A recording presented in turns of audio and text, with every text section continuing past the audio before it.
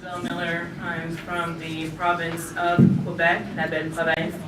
I understand that there's only one other person from my province that I've met through this entire conference, and one other that is now lifting their hand. Thank you so much. I was feeling very lonely, but I made friends with them. You're from Black Coalition, is Yeah, Vancouver.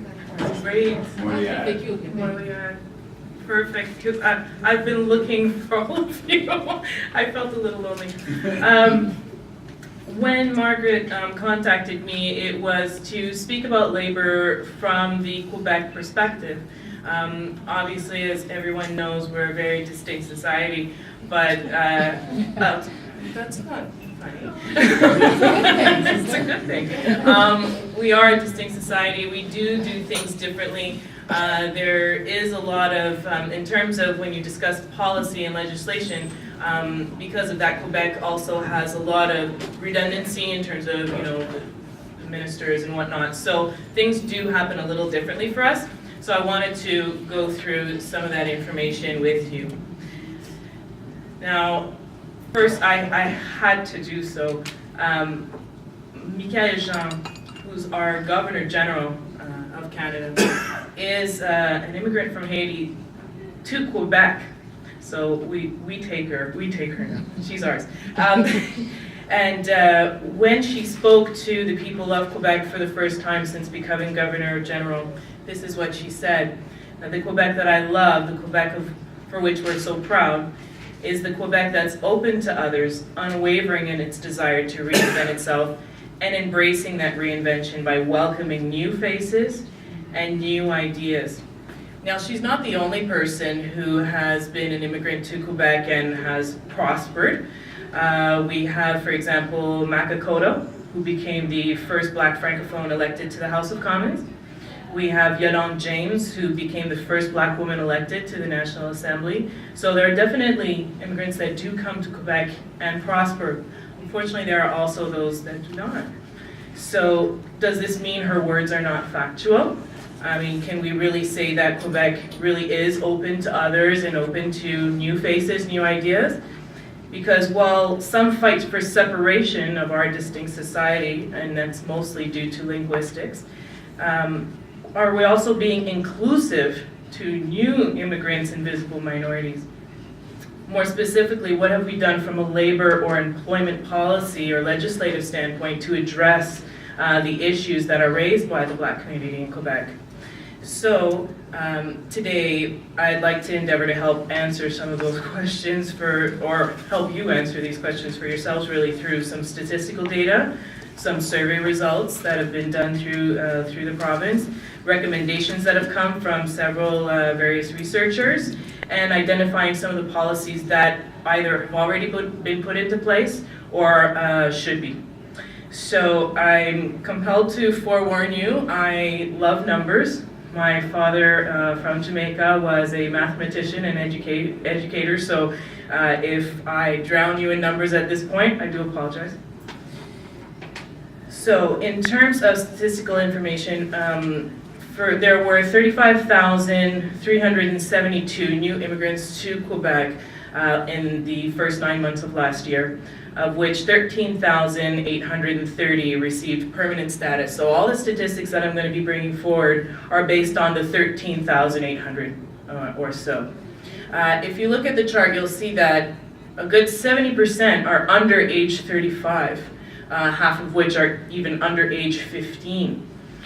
So definitely, this is an age group that you can say is coming to the province and is viable in terms of age of good employment. Half of the women, or I should say half of the people, 51% are women and 49% are men in terms of those who do come to Quebec. And in terms of the categories for which you do come to immigrate, the large 70%, well again 69%, come for economic reasons. Only 9% come under refugee status. So many people just make that assumption that, oh, there are tons of refugees coming to our, it's not true. It's only 9%. So we need to demystify some of those assumptions that are made. In terms of language, a very surprising statistic. There are about 60% that can speak French. So some are French only and some are bilingual. There's another large percentage that speak English only, but oddly enough, there are 21% of all new immigrants to Quebec don't speak French or English. And so we really need to pay attention to them because that makes it even more difficult to find work in that case. The majority of immigrants, actually over 73%, go straight to the island of Montreal. Only 4% go to the nation's capital, Quebec City. Well, sorry, nation. We speak of nation. To our province's capital. A slip of the tongue. In terms of the region of origin, actually 29% come from Africa, 3% come from the Caribbean. So in all, you're looking at 32% that are coming from the group of which we're addressing during this week. The rest do come from the rest of the Americas, Asia, Europe, Oceania. And just to note that in the top 10 countries of origin from which people emigrate, Haiti is number 5. And in fact, of the 1,049 people that come from the Caribbean, 796 are from Haiti. The other 253 come from all the other countries in the Caribbean combined.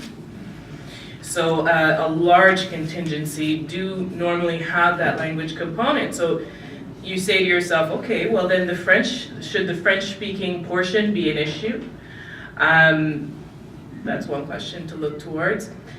Another interesting part of it, and I didn't add it in the slide, but I feel compelled to mention it, of the 13,800, 7,100 have higher education. 4,500 have professional experience. So that being the case, why is it so difficult for new immigrants to my province to find work in their field of expertise? Well, one study that has identified some of these issues is the way in which your level of education is assessed. And so we look at the fact that when you're trying to ascertain how your diploma it can be used inside the province of Quebec, these are the benchmarks that are used. And so the content of your diploma as well as the time, I mean, down to the course name, the course name, the time spent in that course, etc. They then do a full-on comparison and see whether that diploma is now worth something in Quebec. And so the professional orders, like Professional Order of Medicine or Engineering, for example, develop their own databases. I'm going to still ignore those papers. They develop their own databases, and they eventually expand those to include all of the information. Each time a new applicant gives them more information, they compile that into a database. So thanks to a protocol that was signed in 2005 between the CIQ and MICC on the exchange of factual information and expertise, they're now able to document that more effectively. So.